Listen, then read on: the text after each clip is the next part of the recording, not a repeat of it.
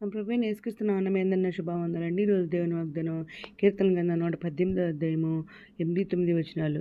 మనుషులను నమ్ముకుని కంటే యెహోవాను ఆశ్రయించడం మేలు, రాజులను నమ్ముకుని కంటే యెహోవాను ఆశ్రయించడం మేలు అని వాగ్దానం ఇచ్చాడు. పరిశుద్ధాత్ముడు అర్ధరాత్రి లేసి ప్రార్థన చేసి వేయి స్తుతులు చెల్లించి మరలా ప్రార్థన చేసి దేవుడు ఉన్నప్పుడు దేవుడి వాగ్దానం ఇచ్చాడు. వెంటనే స్టేటస్ పెట్టినటువంటి కూడా అవును నేను కూడా ఉదయకాల సాయంత్రకాల అర్ధరాత్రి ప్రార్థన చేస్తూ త్యాగం చేస్తున్నాను. బైబిల్లో అయితే పూర్తి రాశానండి. దేవుని కృపలో ఇంకో ప్రార్థన కూడా చేస్తున్నాను. అయితే ఇక్కడ దేవుడు మరి నీ నోట నా మాటల నుంచి నేను చేతి నీళ్ళు కప్పి అన్న వాగ్దానం ప్రకారం మరి రాత్రి ప్రార్థన చేసి ఇసులు చేయించి మళ్ళీ ప్రార్థన చేసి దేవుడు అయినప్పుడు దేవుడి వాగ్దానం ఉంచారండి నా నోట. ఇదేనా ప్రభు అని చెప్పేసి నేను మరి ఏళ్ళు పెట్టి వాక్యం మీద అడిగినప్పుడు ఏళ్ళు వాక్యాన్ని మరి 3 సార్లు చేయించారు. అదేనండి అని అదే మరి స్టేటస్ పెట్టుకున్నాను. ఆ తర్వాత ఇప్పుడు మరి విన్నవాటిని కన్నవాటిని మీ జరిగిన మేలునేటిని అందరూ తెలియచేమన్నారు కాబట్టి దేవుడు నన్ను మరి రాత్రి వీళ్ళు నాకు చూపించారు కాబట్టి దేవుడు మరి మీకు తెలియచేస్తున్నానండి. మనుషులను అనుకోండి యెహోవాను ఆశ్రయించడం మేలు, రాజులను అనుకోండి యెహోవాను ఆశ్రయించడం మేలు అనమాట.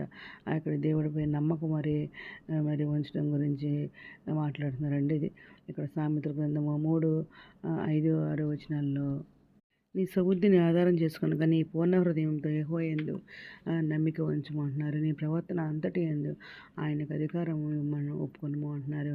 అప్పుడు ఆయన నీ త్రోవలను సరళం చేయను అని చెప్పేసి ఇక్కడ దేవుడు మాట్లాడుతున్నారు అనమాట. ఇంకా సామెతల గ్రంథము 29వ అధ్యాయం 25వ వచనంలో భయపెట్టడం వలన మనుషులకు ఉరి వచ్చును, యెహోవా యందు నమ్మిక ఉంచువారు సురక్షితంగా ఉండను అని అంటున్నారనమాట. ఇంకా ఇర్మీయా గ్రంథము 17వ అధ్యాయము 5వ వచనంలో యెహోవా ఇలాగ సెలవిచ్చున్నాడు, నరులను ఆశ్రయించి నరులను తనకు అధికారంగా చేసుకొనుచు తన హృదయమును యెహోవా మీద నుండి తొలగించేవాడు శాపగ్రస్తుడు అంటున్నారనమాట. ఇర్మీయా గ్రంథము 17వ అధ్యాయము 7వ వచనంలోనే ఇంకా దేవుడే మాట్లాడతారంటే యెహోవాను నమ్ముకున్నవాడు ధన్యుడు, యెహోవా వానికి ఆశ్రయంగా ఉండను అంటున్నారనమాట.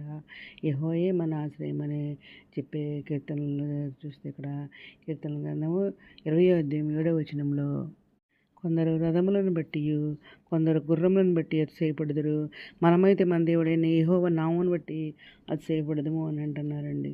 ఇంకా కీర్తన గ్రంథం 62వ అధ్యాయము 8వ వచనములో జల్లారా ఎల్లప్పుడు ఆయన యందు నమ్మిక ఉంచుడి, ఆయన సన్నిధిని మీ హృదయములను కుమ్మరించుడి, దేవుడు మనకు ఆశ్రయము అని చెప్పేసి మాట్లాడుతున్నారు. ఇంకా కీర్తన గ్రంథము 146వ అధ్యాయము 3వ వచనములో రాజుల చేతనైనను నటుల చేతనైనను రక్షణ కలగదు కానీ వారు నమ్ముకొనకుడి అని అంటున్నారన్నమాట.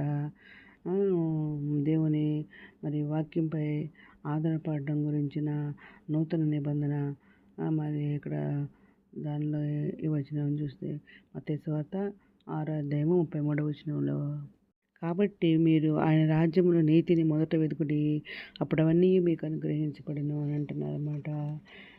ఇంకా మానవులపై కాకుండా మనం దేవునిపైనే మరి పరిపూర్ణమైన నమ్మకము ఉంచాలని మనకు చెప్పే వాగ్దానం మాట ఇవన్నీ కూడా మనుషుల కంటే యెహోవాను ఆశ్రయించడం మేలు, రాజుల కంటే యెహోవాను ఆశ్రయించడం మేలు అని చెప్పేసి ఇక్కడ దేవుడు మాట్లాడుతున్నారండి.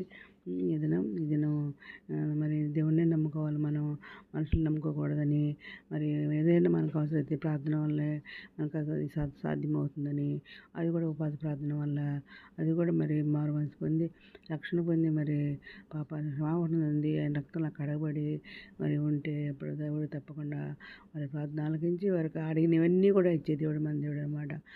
ఈ దినం మంది జీతం నెరవేరని కోరుకుంటూ ఈరోజు మనం ప్రార్థన చేసుకుందాం.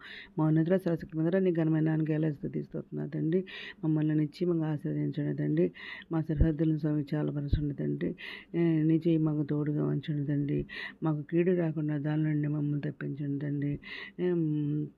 మీతో రానే విషయం ఎంత సిద్ధపడ్డ కృప చెప్పమని ఎత్తపడగంలో భాగం తెచ్చామని మా ప్రభు పేరు యేసుక్రీస్తు పరిశుద్ధమైన నామమున అడిగి పెట్టుకుంటూ ప్రార్థిస్తాం తండ్రి.